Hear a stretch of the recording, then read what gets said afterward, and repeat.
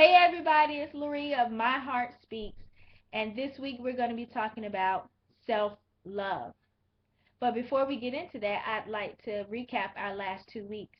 The first week we talked about depression, and one of the interesting facts that I found was that the misdiagnosis and the undertreatment of depression is common, especially within the black community.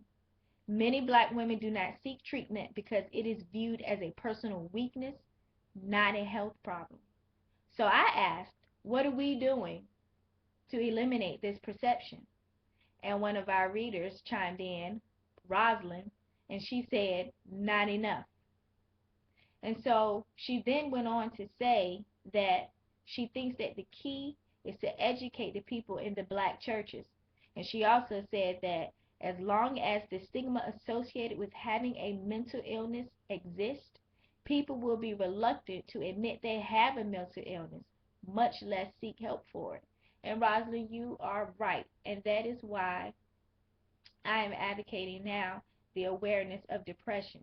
I was one who used to think that depression wasn't real. I thought it was maybe all in the person's head and thought they just can't get happy. And I would say that the medications they were taking were just placebos.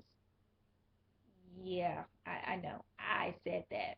Yes, put my foot in my mouth and no, it does not taste well. But I now myself, I am clinically diagnosed with depression and I take the placebos. So I understand now that it is a real illness, and I want other people to understand that it is a real illness and not get to the point where I had to learn and find out how it is a real illness. But thank you again, Rosalind, for answering the question. And the second week we had talked about was sexual abuse. Abuse. And we talked a lot about preventative methods. One of the things was to eliminate or reduce the amount of one adult to one child interactions. And I asked the question here, what preventive methods against sexual abuse do you recommend?